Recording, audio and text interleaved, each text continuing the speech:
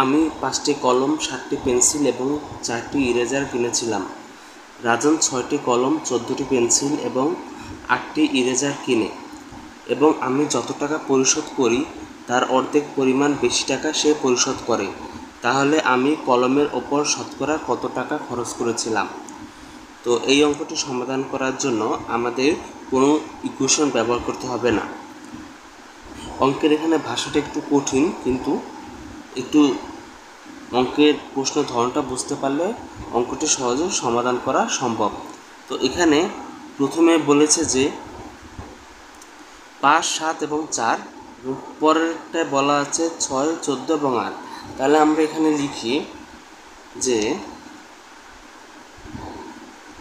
কলম is to pencil is to eraser. তো প্রথমটাতে আমাদের আছে 5টি কলম, তারপর হচ্ছে 7টি পেন্সিল এবং 4টি ইরেজার। এটা গেল প্রথম। এরপর দ্বিতীয়টায় আছে, দ্বিতীয়টার জন্য আমরা এখানে একটু আলাদা করে লিখব কলম ইস্টু পেন্সিল ইস্টু ইরেজার। তো এখন এখানে কলম আছে 6টি, পেন্সিল আছে 14টি এবং ইরেজার আছে 8টি। তো এখন এই একটা, তো আমাদের এখন লক্ষ্য থাকবে এই অনুপাতটাকে এই অনুপাতের মতো করে সাজানো। তো সেটা যদি আমরা সাজাতে যাই তাহলে এই প্রত্যেকটা সংখ্যাকে যদি আমরা 2 দিয়ে গুণ করি তাহলে 5 গুণ 2 ইস্টু 7 গুণ 2 ইস্টু 4 গুণ 2। তো এখানে আমরা পাবো 5 দুগুণে 10, 7 দুগুণে 14, 7 দুগুণে 14, এখানে 2 হবে, 4 দুগুণে 8। তো এখন এখানে দেখি আমরা এই প্রথম ইকুয়েশনে পেন্সিল আছে 14টি আর দ্বিতীয় ইকুয়েশনে পেন্সিল হয় 14টি, মানে একই জিনিস কিন্তু। তো এখানে ইরেজার হয় 8টি, এখানেও ইরেজার হয় 8টি, কিন্তু এখানে প্রথমটিতে কলম আছে 10টি আর দ্বিতীয় অনুপাতে কলম আছে 6টি। তো এখানে আমরা এই দুইটা আমরা পেলাম। তো এখানে আমরা এই 10 ইস্টু 14 ইস্টু 8 এটা আমরা অনুপাত ধরি। তিনটার দাম আমরা ধরলাম যে হচ্ছে যে তিনটার দাম আমরা কত ধরতে পারি, তিনটার দাম আমরা ধরলাম। তো এখানে এই প্রথম অনুপাতে প্রশ্নে বলেছে যে যদি আমি যত টাকা পরিশোধ করি রাজন পরিশোধ করে আমার পরিশোধের অর্ধেক পরিমাণ টাকার বেশি।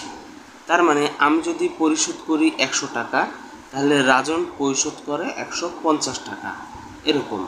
তো এখানে আমরা প্রত্যেকটা অনুপাতে যেমন 2 দিয়ে আমরা গুণ করেছি, তো 100কে আমরা 2 দিয়ে গুণ করলে এখানে 200 থাকে। তো এখন যদি আমরা ওটা অনুপাত করি, অনুপাতের যদি আমরা বাদ দিই বা যোগ বিয়োগ করি তাহলে আমরা এখানে পাই 6 ইস্টু 14 ইস্টু 8 সমান সমান 150। এখন যদি আমরা বিয়োগ করি তাহলে এখানে 4 পাই, আর এখানে এগুলো তো সব কাটা যায়, এখানে 200 থেকে 150 বাদ দিলে থাকে 50। তো এখন এখানে প্রশ্ন এখানে বলেছে যে the percentage of total amount spent on pen by me, মানে হচ্ছে এখানে আমি মোট কলমের খরচের শতকরা হার কত সেটা বের করব। তো এখানে আমরা 4টি কলমের দাম যদি 50 টাকা হয়, তো প্রশ্ন এখানে বলেছিল যে 5টি কলমের দাম কত। তো এখানে 5টি কলমের দাম হবে, একটি কলমের দাম 50/4, কারণ এখানে ভাগ হয়েছে, কারণ একটি কলমের দাম কম হবে তাই এখানে ভাগ হয়েছে। তাহলে 5টি কলমের দাম বেশি হবে তাই এখানে উপরে 5 গুণ হবে 4। এখন যদি আমরা কাটাকাটি করি যে 2 আর এখানে থাকে 25, তো এখানে 25কে যদি আমরা এখানে আমরা যদি আবার কাটাকাটি করি যে এখানে যদি আমরা 5 25 কত 125, আর এখানে হচ্ছে ভাগ 2, তাহলে 125 2 দিয়ে ভাগ করলে থাকে 62 যদি এখানে পাই 62.5। তো এখানে 5টি কলমের দাম হবে, শতকরা হার হবে 62.5, তো এখানে 62.5 হচ্ছে উত্তর।